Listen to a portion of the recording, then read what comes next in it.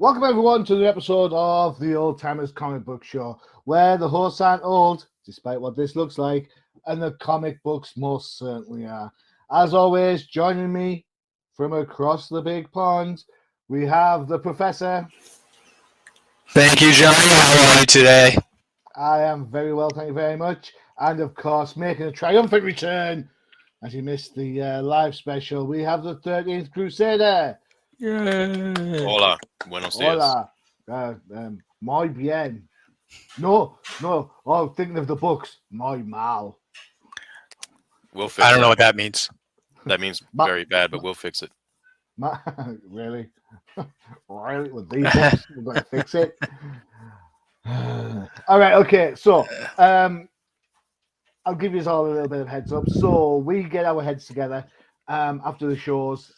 We insult each other on Twitter and come up with a great idea of what we're going to talk about.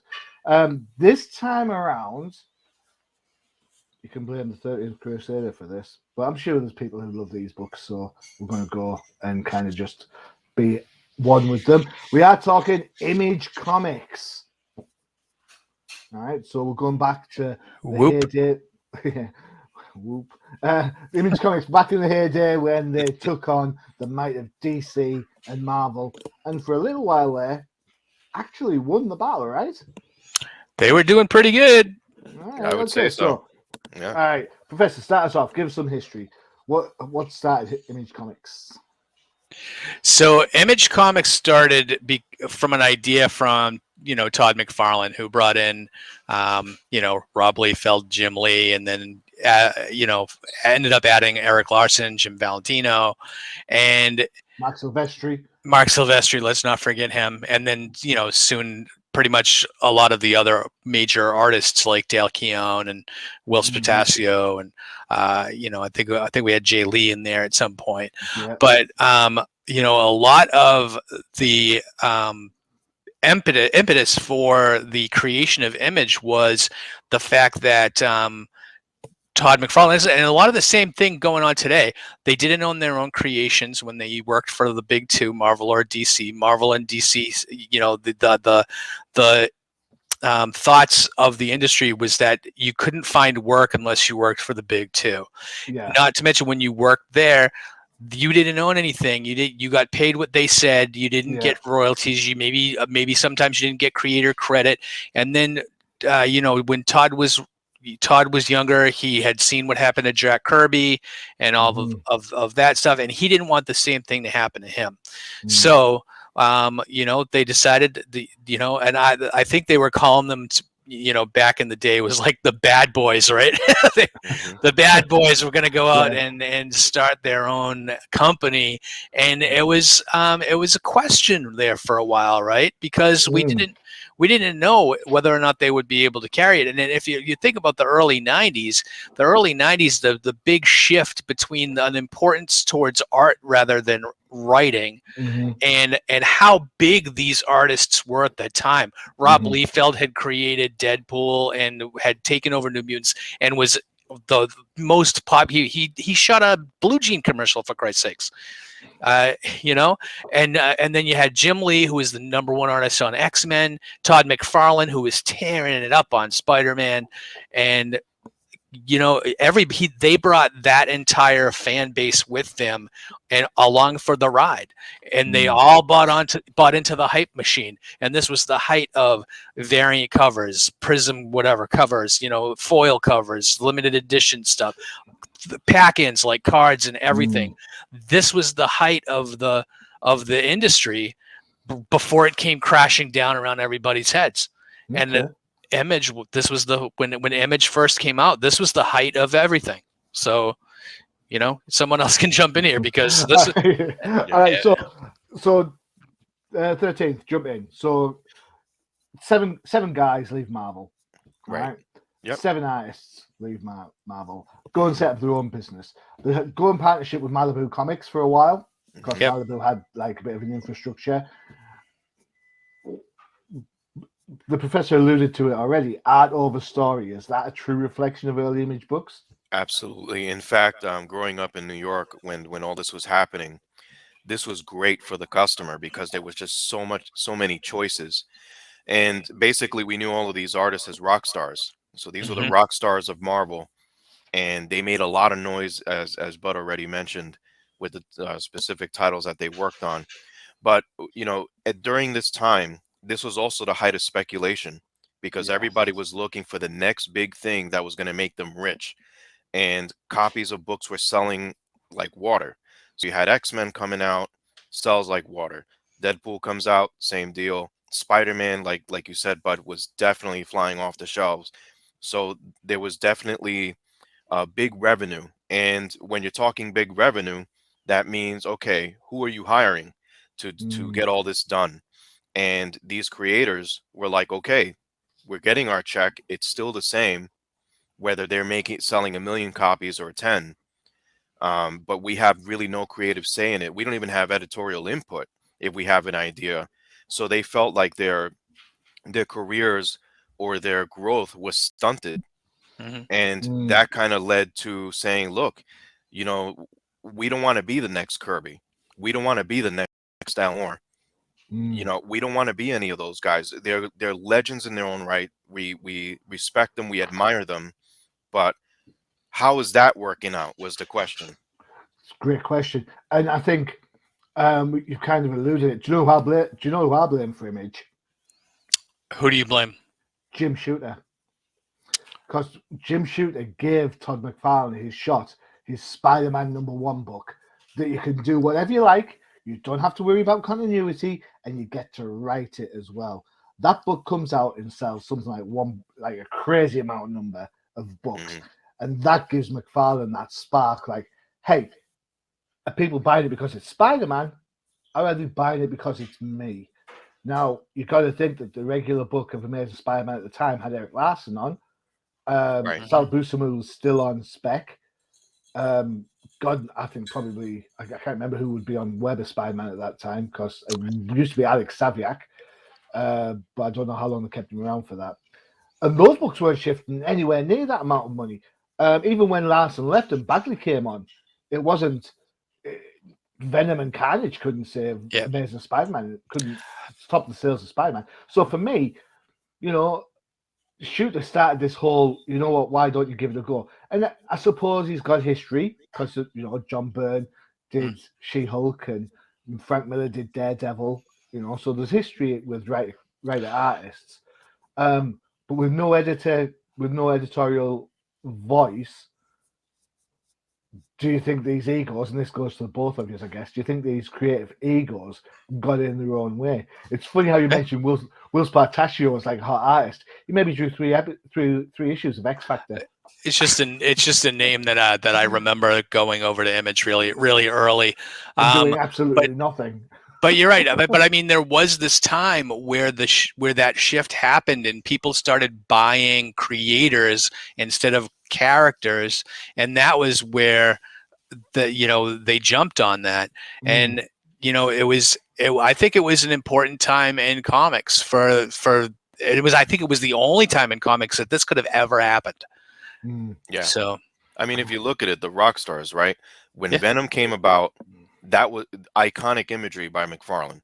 The New Mutants get a completely new yeah, look, makeover, characters, yep. all with Liefeld on it, That was to the point that Louise Simonson was kicked off the book right? because Liefeld was not drawing what she wrote, and he was Hmm. creating his own stuff. So she left the book. Same thing with Chris Claremont. Jim Lee drove Chris Claremont off the book slowly but surely. Right.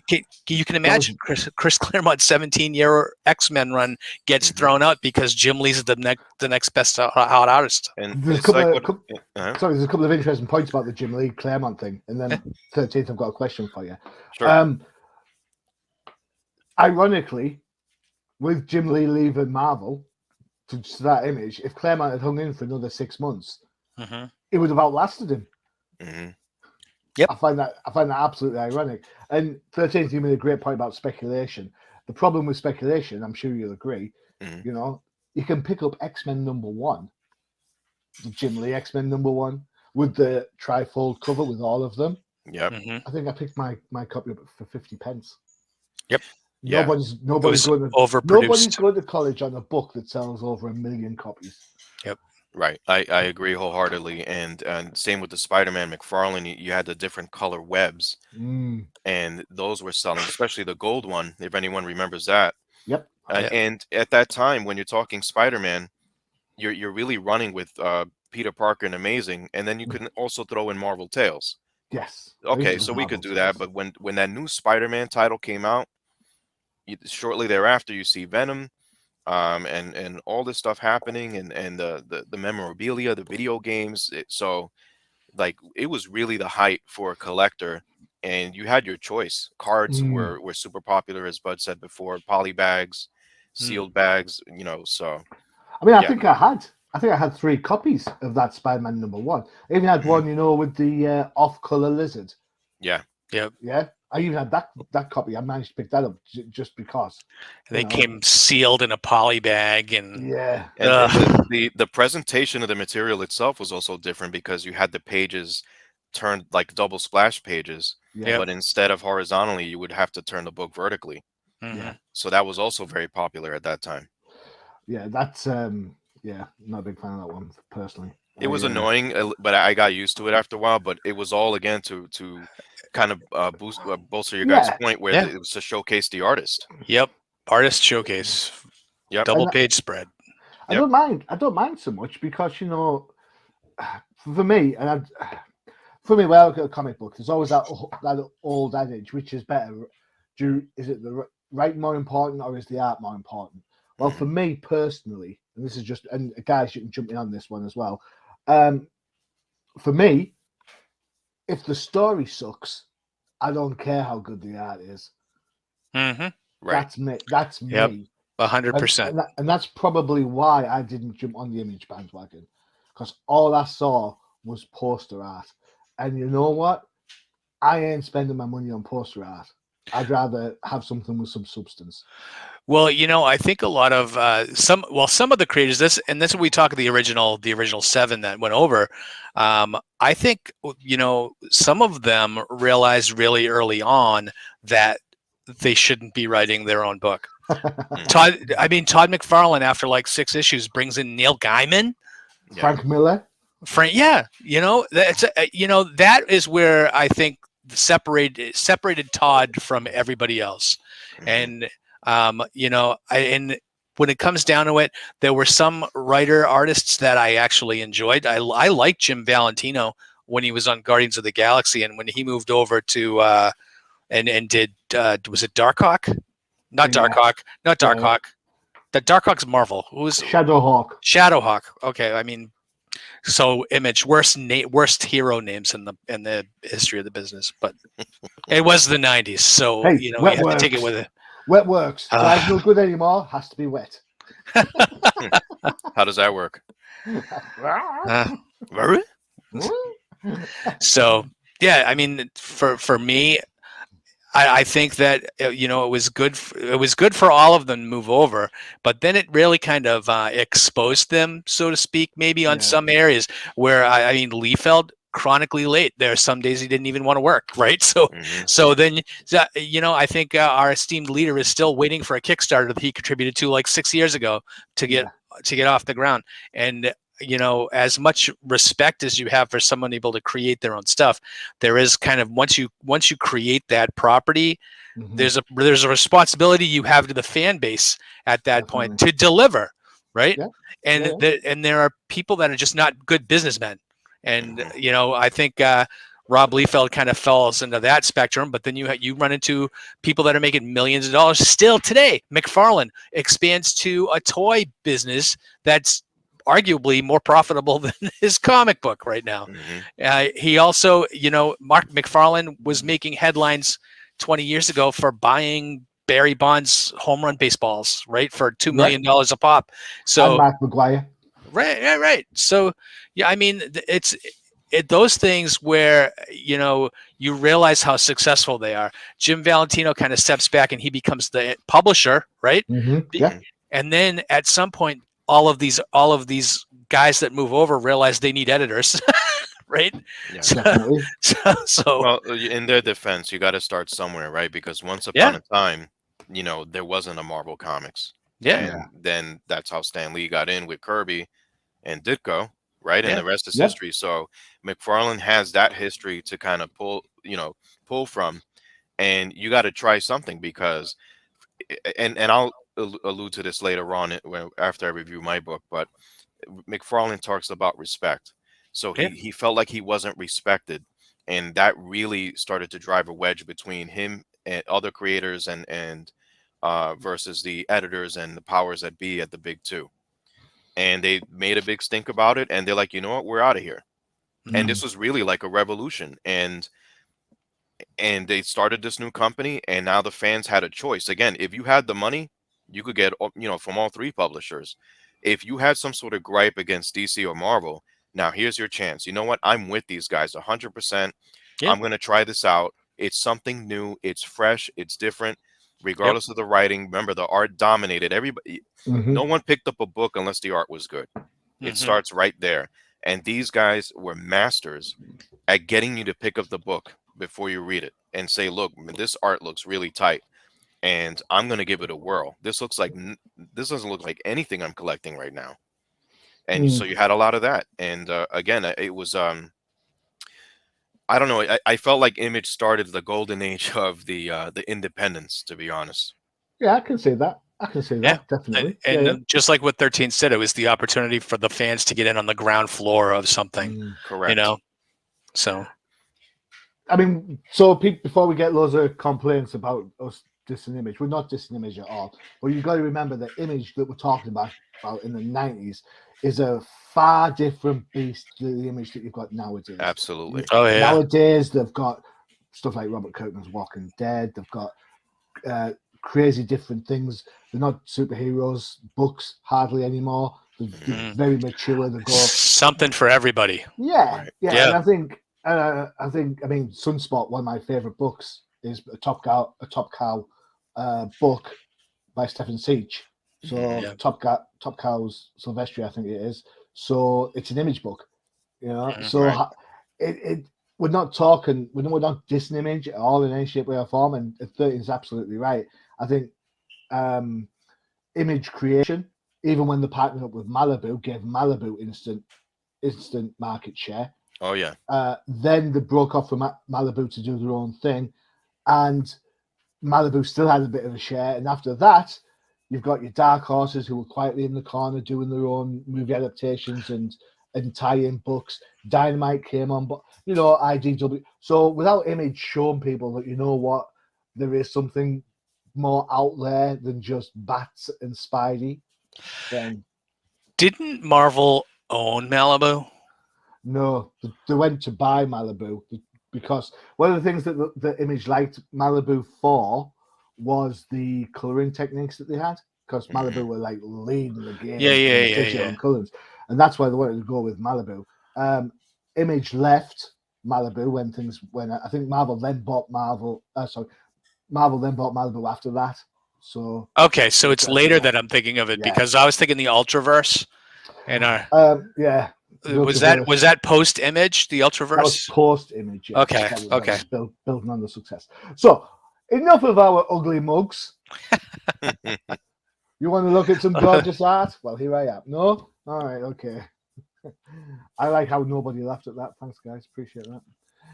Right, there you go. The book that I'm going to say this is the book that kicked off, because I would say Youngblood would probably be the book that kicked it off. But that book's been so late, I don't think we can find a copy of it. So, and plus, if I had to look at a Liefeld book, I would have left the show. My young bloods were eaten by mice 20 years ago. Yeah. I'm glad the mice Yeah. got something out of it. All right, then. So this is Spawn #1. So I've done a little bit more research because I realized how fickle eBay can be. So at the moment, there is one of these on eBay, and it's currently sitting at £32 on bids. 14 watches. Ooh, day to go. Who knows what it's going to be? However, there's a website called Go Collect. Yep. This is quite a good one. I think 13th, you've used them before.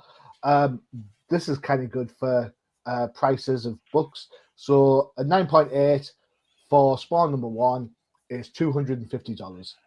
Hmm. There you go.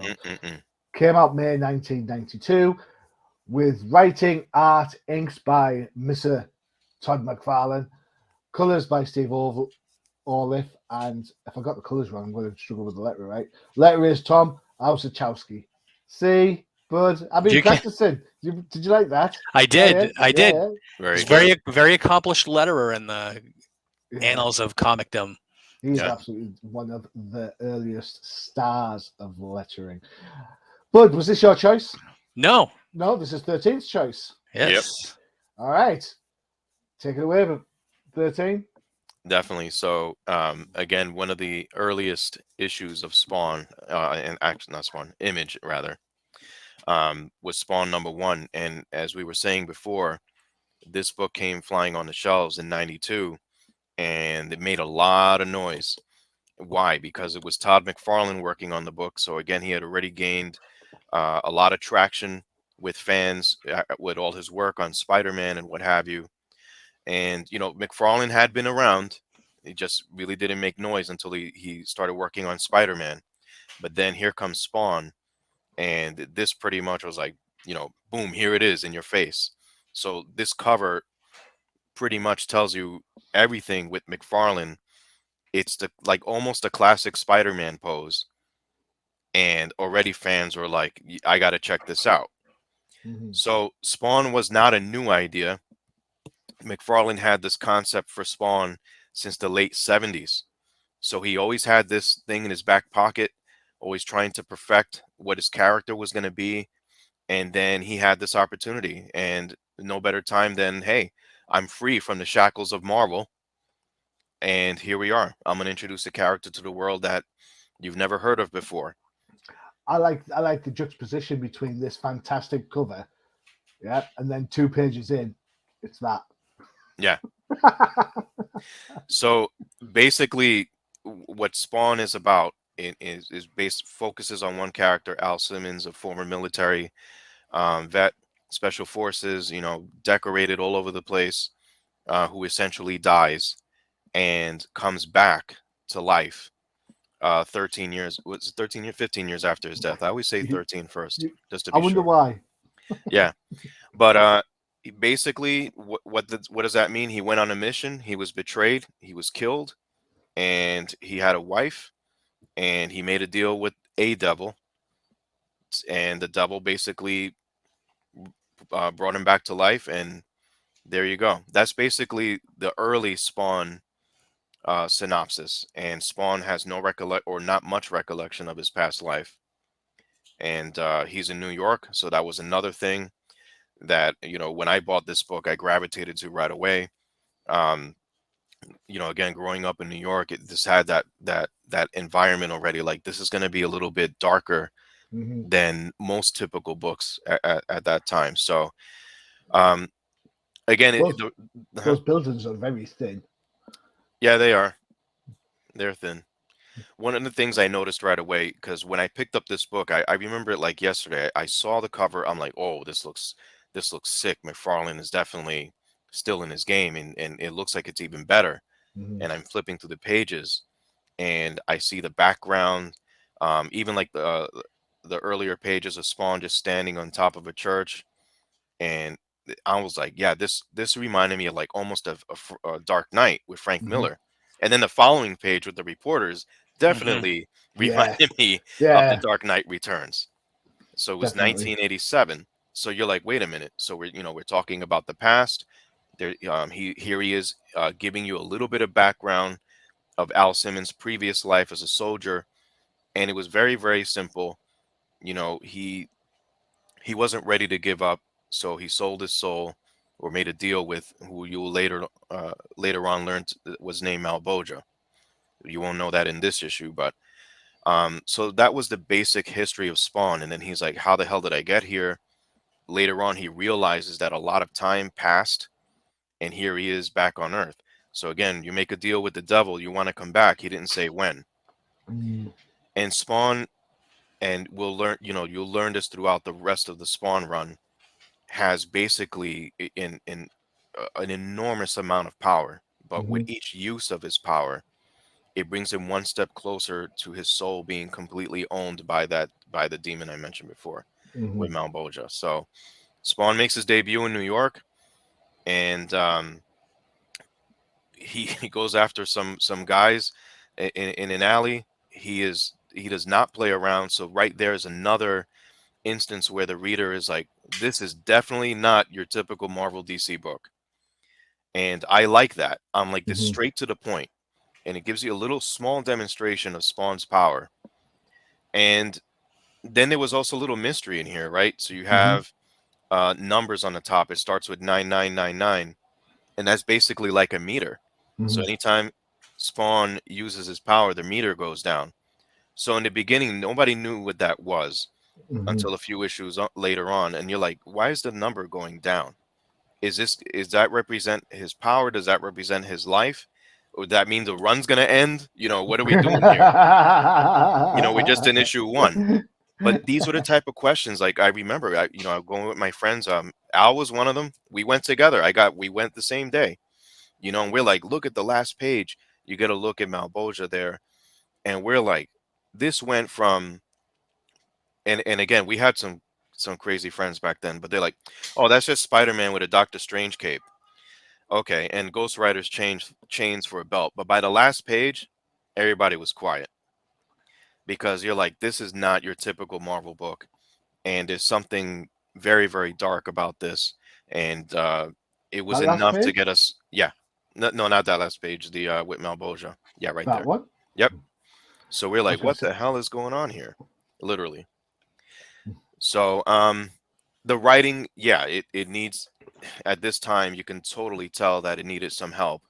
Not that it was bad. I think it did the job to give you the names, who's who the players were going to be. The art speaks for itself. It's Yeah. classic McFarlane. There's no doubt about it. But it left you in a way wanting to know more if you were into this type of dark comic book. And I think that's why Spawn #1 did so well, not to mention the subsequent issues. And to Bud's point earlier, once McFarlane brought in help, I think that definitely changed the game. Okay. Cool. So, Professor, is Spawn just Spider-Man with Doctor Strange's cape? No, on the surface, yes. When I picked up Spawn the first time, that's exactly what I thought was. This looks just like Spider-Man, and then I also thought the cape was very kind of Batmanish, and then and you're right, with the chains and everything. Ghost Rider was hot at the time too, so I was I was kind of like a little suspect, and then I read the story, and not a big fan of Todd McFarlane's art, but I like the concept, and I like the kind of a plot and the introductions of certain characters. And going past the first issue is where I think McFarlane's writing really kind of starts to expose himself as far as not being the A-list. He's definitely not an A-list writer as opposed to his art, and it's definitely like he knows the story he wants to tell. I just didn't know like if he knew exactly how to do the dialogue as far as like characters talking to each other was very clunky.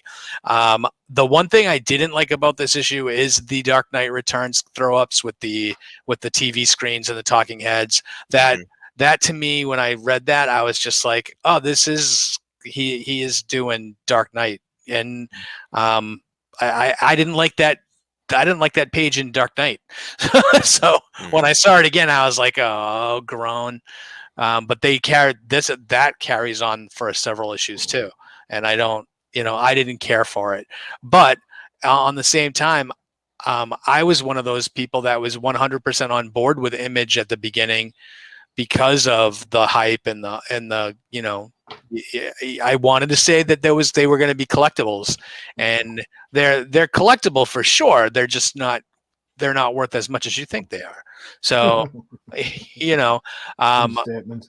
yeah, I was one of those guys that I bought 2 copies of each #1 issue from Image when they first came out, because I wanted one to read and one to put away,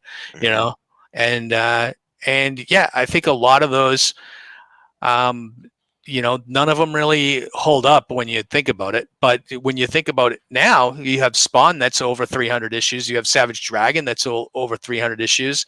And so I mean they're doing something right. Yeah, Yeah. these are definitely pillars of Image, Yeah. and still are So to this day. Yeah. it's my brother used to. In fact, my brother and his friends, the ones that used to look down the nose at superhero books, would buy Spawn, and would rave about it like it's the next big thing. I was never an Image fan, Mm. none, at least not in the early days. Um, Things have changed since reviewing for Crusaders, but for me, nah, it's just. I mean, as good as that picture is, there's grey bricks behind him, right? Hmm. Yep. Where did the grey bricks go? Oh, I don't know. What happened? I have I to say, don't I collected the Spawn toys way longer than know. I collected the book. and The toys um, were fantastic. and I can definitely one, say that the Spawn video game, for Super Nintendo, I was hooked on that game when it came down. I was, again, in the beginning, I was all in with Spawn, and I think confirmation of that, like I mentioned earlier, that in this book, Johnny, if you go to the last page, if you don't mind, the last letters page. page with the bad guy, or No, that no, one. the letters page. There you go. Yeah. So that's a lot to read, but in a nutshell, it's basically from McFarlane's own words why he left Marvel, why he wanted to jump on board with Image, and that key word was respect. So if you read this, it's all in there. Um, at this time, this was a big deal. So I read this back then, and I was like, wow, you know, stop me if you've heard this one before, where the creator kind of getting shafted or screwed over, or this is great work. Now do some more. Here's your paycheck, Oh, yeah. and you have no say, and that's it. So in here, McFarlane pretty much says at some point, the train came off the track where the big two kind of cared more about the characters than the people that were behind the characters, and that led to that schism there. Yeah. I mean, how many creators do we talk to on the daily just from doing this that Right, we've heard the same exact story from? right, So, and a lot of those didn't have the choice or didn't have the chance to go to Image, you know. right, So, right. All right. Okay. Cool. So there you go. One thing I will say, um, not being a huge Image fan, one thing you cannot deny is McFarlane's business sense. Right, mhm. You know, right. he left Marvel at the right time. He did his research. He knew that if they all left one at a time, Marvel Hmm. would just bring on the next big guy. If they left en masse, it would have a bigger impact. It would create some noise. Therefore, there's no such thing as bad publicity. No, And it as was you both said, the McFarlane toys are huge. I own one. I Hmm. have where's she at? Hang on a second. There you go. Ta-da. My McFarlane Batgirl. It's got the little Yeah. nice. McFarlane badge on the side there with his little spawn eyes. Yeah. Hmm. So he's he, when it comes to doing what he does as a businessman, he's fantastic. Yep. Yeah, So it, He it, was also the first Image creator to cross over his books with another company. right. He was also the first Image property that got him a cartoon on HBO and That then was and awesome. then a movie. Of course I think the second movie that they were doing kind of shit the bed, right? But Yeah, um, you know that it's all this stuff, man. McFarlane is the one with the most business sense, and definitely. though and he definitely knows how to make a buck. So, that is absolutely true. And for the audience out there, that HBO series for Spawn is a must see. There's mhm. no doubt. And I agree with everything that you guys say. I mean, he knew how to boost his image. Uh, you're killing me. Killing me. All right, next up is the Professor's Choice. Now, before we get to this choice, I want to give out a quick shout out to my local comic book shop, the Darl Knight Mhm. in Darlington. That's where they get the name from. He has just recently got in his store for sale a full run of this character's book. Awesome. There you Fantastic. go. Yeah, it's a pound a piece. I'm joking. It's not a pound a piece. This is the Savage Dragon. This is Eric Larson's character that he created. Where we're at, Savage Dragon #1. This retails from anywhere to from a fiver, £5 English pounds, all the way up to $90 on Gold Collect for a 9.8. Came out in July 1992.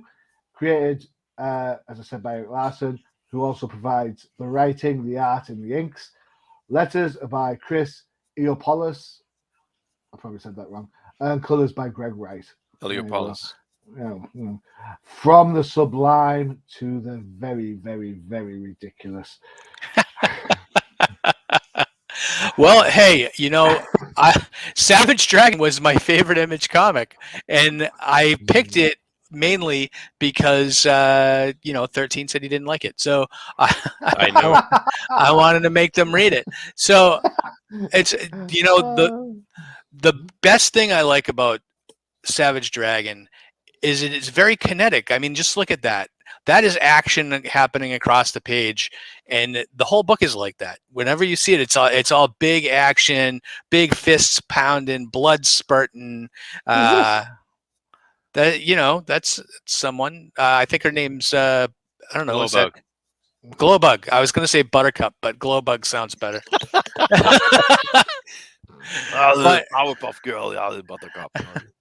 But one of the things I loved about this Savage Dragon and the original handful of issues here is that Eric Larson did not lack for character design, and he would just throw these characters out, these throwaway characters that some of them looked pretty cool, right? So, well, I mean, arguably. Full moon tonight, it seems. Hey, don't get cheeky. 90s. What are you going to do, right? It's the 90s, right? Don't get cheeky there, Johnny. Don't make out of yourself. Oh wait. So basically, the story on Savage Dragon really is pretty simple, and kind of mirrors Spawn a little bit. He wakes up in in an empty, like a burning lot, and doesn't remember anything, who he is or who he was or what his past is. So of course you're like, okay, you're gonna find out in future issues, but basically here bounces back from this is like what's happening now to some flashbacks where a police officer finds him and figures out he doesn't know anything. He's got amnesia, and basically right there offers him a spot on the police force, because most of these costumed characters and people with superpowers do what the hell they want. They don't listen to authority, and it's basically kind of like what do you want, Escape from New York or something, where you just lawlessness. And so basically, at first Dragon says no, and then the police officer says, well, okay, I'll give you a job with my cousin on the docks, which of course is going to be disaster happens. These costume characters attack the docks. Dragon beats the ever-loving crap out of them, and then the bad guys blow up the dock and kill the police officer's cousin. At that point, Dragon decides, hey, okay, I'll become a police officer. It's kind of this most simplistic plot line and almost writing at the time to get Dragon as a member of the police force. And once he's on there, now he's got the whole police force behind him, but his methods don't change at all. He pretty much is, just arms himself with big guns and grenades and sunglasses and goes and kicks ass. And that's basically the whole premise of this book. Is just action from beginning to end. There's a very kind of thin story here. They introduce a couple of characters where you realize these heroes that aren't heroes anymore. They've either been killed or are depowered and crippled, etc. But you realize Savage Dragon's got his work cut out from him, and there's more bad guys than there are him. So for me, this is kind of interesting. They introduce another hero at the end of this book called Star, but you don't really know what his deal is. And, some of these designs are really ugly, but this is what I liked Eric Larson about is that he didn't really. I don't think he took the time to really kind of perfect designs. He just kind of threw them out. And as you go through the series, there are a ton of characters like this where you look at them and you're like, "Wow, that is an ugly character," but he goes with it. And some of these characters end up being pretty popular in themselves. Uh, and Eric Larson is the first creator that actually spun off other books from Savage Dragon. So he actually had Freedom Force and a couple of other ones, and limited series and all that stuff, Super Patriot and other things that came out of Savage Dragon. So I think he liked creating. You guys could jump in. All right, okay. So I'm going to say this book hurt my eyes. I, What you don't I, like the zipper crotch on that guy? you know what? His dragon definitely wasn't savage. Yeah, I'm all for crazy designs as much as the next person. And hey, I love a girl in a leotard and thigh high boots as much as the next person. But there comes a point when it's just right. Enough is enough. This is just noise on noise, and honestly, it screams of all the things that was wrong with the 90s. It is very, very 90s. I will agree with you there. Yeah, you can't get I'm any more not even 90s than this. I'm not even sure I liked Eric Larson on Amazing Spider-Man. Hmm. Oh, I did. No, It took me time to warm up to Eric Larson. It wasn't like McFarlane. It's like I have to get the next issue because I felt like the story was going somewhere. Venom was there, but with Eric Larson, I was like, okay, and that was it. no, yeah, it's not. This one's not for me at all in any shape, way, or form. So I will gladly hand over the reins to 13th to. Yeah, I have to agree. This was bam, here it is in your face type book. Very fast paced, little dialogue, with the exception of maybe later on with the cops, but it this was just meant to be a literal action book and no holds barred. So you see a lot of blood in here. So if you're at the comic book shop at the time and you're just thumbing through the pages really quick, I mean the first couple of splash panels tells you where this book is heading. And then you're wondering, okay, what's this guy about? So the first thing you're thinking of, okay, he's got green skin, he's huge, so is this another Hulk knockoff? So there's Yep. that. And that's what a lot of people were talking about back then. What they didn't know was that he was going to be part of the police force. Okay, so maybe he was a few years too late for police academy, whatever, but here he is, right? And in the pages, thank you, Johnny. And then in the pages here, when you see Super Patriot, I'm like, I don't know. I have this bad habit, I guess, of looking at costume design sometimes and seeing where they get pulled from. The Super Patriot totally reminded me of General Glory from DC. I don't know if you remember that, Johnny. Yep. Yep, So yep. I'm like, okay, we got General Glory in here. That's fantastic. And then it's nice that Eric Larson built this superhero environment, especially compared to like the other books that were way darker. Not to Hmm. say that this wasn't, but this felt like he was just creating these guys on the fly, Yeah. and they were expendable, so that made it cool. But then you see another hero in here, Mighty Man, and I'm like, oh, that's great. Shazam's younger brother with Doctor Strange cape, fantastic. You know, so you're looking at like, okay, all the heroes that exist in this universe, they're dying, and you're not gonna get a chance to see these guys again. But these villains that are coming out, they're like a dime a dozen. Star reminded me of like I don't know, Evil Star's bad stepbrother with Nomad's haircut. So in that panel where he jumps out of where he comes in through the window, a couple panels right before that, Sorry, that when one. he's shooting, yeah, on the all the way on the left, when the guy gets hit with all the stars in his arm, that reminded me of another Dark Knight thing when he's Mm, throwing the batarangs and hitting somebody right in the arm. yeah. So there were some things here and there, and but by the end of this issue, I was like, I was not sold on it, and that zipper crotch design, no way. And it makes you wonder what was going on with with the killer shark over there, you know? So I don't know. I was gonna say a really bad joke, but I'm not. Say it. Say it. Well, if you're hanging around a freaking shark and you have a zipper crotch like that, what do you expect? He must have thought it was bait or something like that. I don't know. Kind of sardines. Yeah, Well, exactly. and let's remember that this is 1992, right? Right. And these books are being released without a comics code sale, and Marvel and That's right. DC were both still functioning under that design. So you were seeing things in these books, mainstream books, that you're not used to. So And think of the complaints back then of the readers. We were all complaining back then. I'm sure some books were too dark, some were not dark enough, some were too many superheroes, some didn't have enough, some didn't have enough action. Well, you mhm. know what? Let's solve that problem. Now you're getting everything here except dialogue. Did Right, somebody did somebody say too many superheroes? Huh? too Did many superheroes. Well, someone yeah, said too many? some of the guys I went to school with, they were die hard like Frank Miller Daredevil, Peter Parker Spectacular, and again, those are phenomenal runs. Agreed. But sometimes they would be like, yeah, this issue of Spider-Man this week was just a filler. I wish they would do something a little more. This Hulk issue was just, I don't know, too much drama. Well, you know what?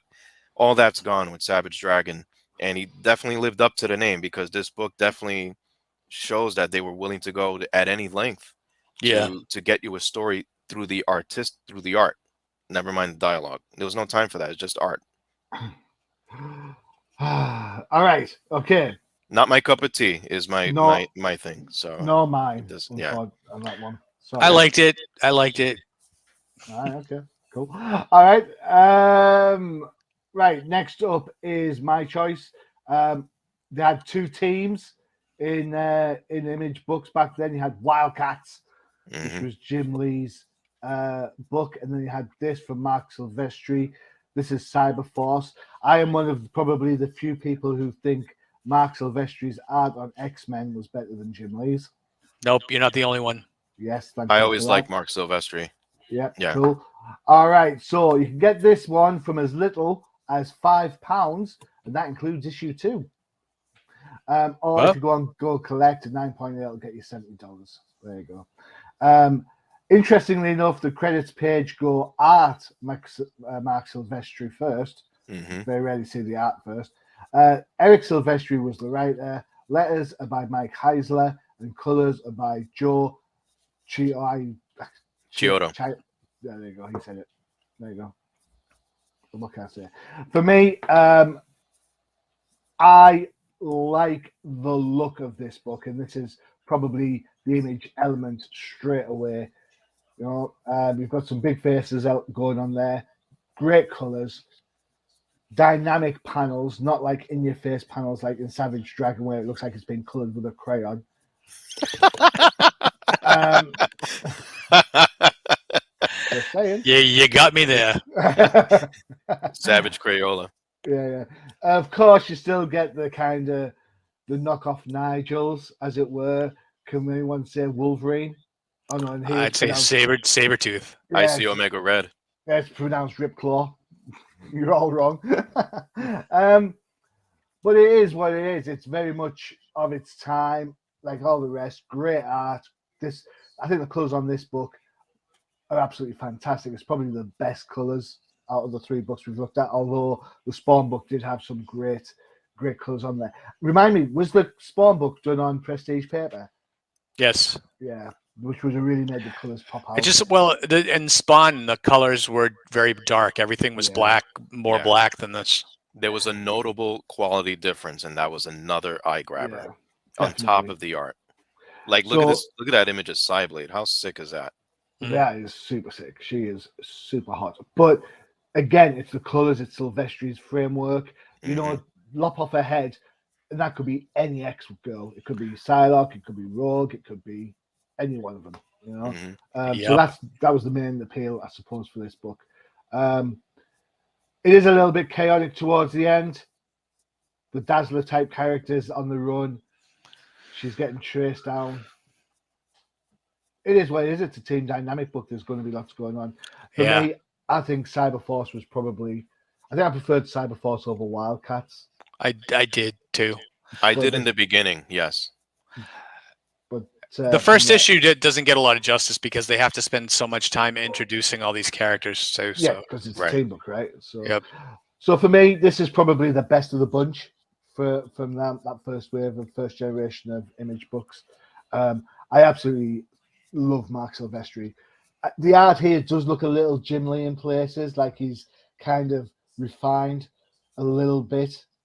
For me, I prefer it a little bit scratchy. I don't want Jim Lee esque pencils. It's like when Jim Lee went all Frank Miller for a bit with Deathblow. It's like Mm. Yeah. Right. I don't want Jim Lee doing Frank Miller. I want Jim Lee doing Jim Lee. Right. Please let Frank Miller do Frank Miller over at Sin City, which by the way we should talk about at some point because that's a great series. All right, cool. 13th, Mhm. Cyberforce. What do you think?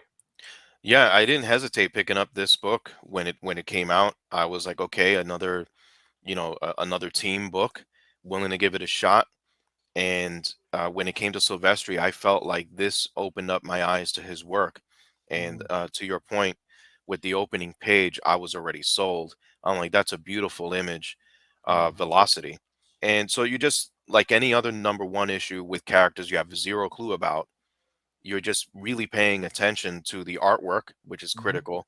And then what are their names? So, as you go through the pages, he looks for or spots to put their names in and what have you. Ripclaw was an obviously ode to Wolverine, Sabretooth, Omega Red. I'm like, okay, that's great. Um, you go through the book, the art is solid. The only critique I have with the art, I think, is that the background art, although some artists use zero background or very little, at mhm, least he's attempting to use a background. It's just not as detailed as mhm, I felt it could have been for this issue because mhm. he had the talent for it. And it's almost as if you're viewing this through a pair of glasses that is not just your right prescription. You could see, but you can't see clearly. So That's you know what? That's a great shout, actually. So many people nowadays, even nowadays, do very minimal background because to right. give you the idea of what it is rather than show you what it is. Correct. It's a good Right. And shout. and Silvestri had the talent. And I'm not saying like, as a knock. I'm just saying like, with some of these close-ups like Cyblade, Ripclaw, standing in the roof later on in the issue, when he's ready to pounce. So some of these characters, I was like, wow, like that's really good detail back then. And Mm, then the colors just jump. They jump, regardless of if you think they're a knockoff of some sort of character from an X book. mhm. Colossus. Oh, exactly. I Um, was thinking more Jack Kirby ones. That one, I was thinking that's more like Fourth World type of character with his design on his shoulder there. I thought Warpath, to be honest, Okay. Yeah, because yeah. Warpath would run like that, and I'm like that's again these prototypes for teams, right? Fantastic Four, Avengers, Hmm. X-Men, Justice League. They've all been done before. Now the question is, what can you do that's different from them? This is a brand new company. You're a sort of established creator, right? I don't think Mark Silvestri was a household name yet. No. So, but here you are. You're in the early stages of Image, and you're picking up this book, and you're like, wow, like the art really, really jumps here. And Mm, and why not? Why not take a chance? The last page of this book, obviously, a pinup in itself. I'm like that panel right there sold me. I'm coming back for issue two. I have to know. I have to know their names. mhm, We already know who Ballistic is. What about these other guys? mhm. When we were talking about cybernetics back then, right? Everybody had this Ah, aversion to technology. Sooner or later, your pocket calculator is going to transform and take over the world. So now here you are, when you're talking about cybernetics and powers, and I mean, you see that guy in the back with all that tech. You're like, okay, this can mm. get interesting very fast. So it definitely got me in for another issue. Do you feel it had a Reavers feel to it? Yeah, I A little did. bit. Yeah. Yeah, yeah, Yeah. no Cool. doubt. Excellent. Okay, Professor, round us off. What did you think of Cyberforce? Yeah, same thing that we've been saying with most of these books. Very product of the '90s. Uh-huh. I love a lot of the character designs in this book, but I kind of feel like it was they were probably character designs that Silvestri was doing for X-Men that he didn't want to use, right? Like he wanted to use for his own stuff. And I think a lot of the stuff you see here, because I think a lot of it, the story's kind of just speeds right along. You're at the end of the book in no time. I think a lot of the books were um, products of we just launched Image. We need to get product out there. Yep. So maybe if they took a little more time refining the story, they might have been able to make it a little more coherent. And that's what I kind of thought in this issue. There was not a lot of coherence. It was a lot of, hey, here's this new character, and you turn the page, and here's another new character, and you turn the page, and here's another new character. And then, of course, at the last final page, here's 6 new characters. I'm like, oh my Christ. So, but if I could jump in for a second, you just yeah, literally reminded me of something. So yeah, if you remember when Dave Cockrum was working on Legion of Superheroes, he had toss away characters too. yep, You know who yes, they became, right? Storm and Nightcrawler. That's Yeah, what I was Exactly. thinking. Yeah, Yeah, exactly. exactly. We talked about background. Sorry to interrupt there a little bit. Check out the shadows, the window on this this character. She's lying in bed. Just how good is that to think about where the light's Yeah. coming from, and it changes the perception of that wall. That's Yeah. great. It changes the whole mood of the scene. And he carries it onto the panel 2 down from there as well. Yeah. Where the two lads are stood there talking to her. You know, it's the same angle of the pane of glass. Now, if this was a McFarlane book, then the lines would be different and all that sort of stuff. Just saying. Sorry, go on, Professor. Oh no, I was done. That was okay. That's all I got. Yep, cool. So there you go. There's a roundup of 3 of the books that were making the headway for Image back in the day. It's funny you mentioned Silvestri's not like back then wasn't probably a mainstay. It wasn't like, wow, he's fantastic. I think at the time he was leaving Image, I think it was on Wolverine. He'd been bumped from X-Men for Jim Lee. The one that always surprises me when people talk about it, it's always the first one I remember, it's Jim Valentino. Because Guardians wasn't a huge book. Right. I loved Guardians of the Galaxy. I'm not saying no one loved it. I'm not saying that. That's like me saying I love the Champions. You know, it's like that's true. Yeah, you know, but the thing that I liked about Valentino was he was already a writer artist. Like he was already doing the work at Marvel as a writer and an artist. So primarily because he could get away with it because Guardians wasn't a massive selling book. Yeah, but I mean, if you didn't like Guardians, I don't know why you didn't like that run. That was I love that run of Guardians. Okay, on that note. All right, there you go. That's done. We are done. That's our Image special, all done and dusted. Don't forget to check out the UCPN for all your favorite pods, including No Prize Podcast, all about Marvel Comics. The Definitive Crusade, which is all about the DC Comics, which was started by this gentleman down here. There you go. Hola. Way back when. And of course, check out OTP. That's outside the panels. This week, there's an exclusive over a certain toy brand coming back for its 40th anniversary. All right. Can't tell you any more than that, I'm afraid. Check out the pod. Just saying. All right. Guys, thank you so much. Always. Thank you for having me.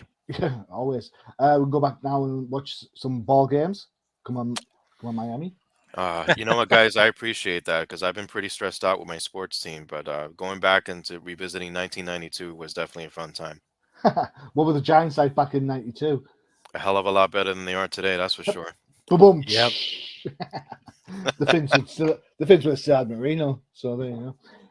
Okay, you would have had who was the guy before Bledsoe? Steve Grogan. No. Well, can we not talk about the pre-Kraft Patriots? Now I feel a hell of a lot better. Thanks, Machine. You're welcome. Anytime. Me all week. Checking out your football knowledge. All right. Okay, guys. See you in a couple of weeks. This is Join the Machine Hughes. As always, adios.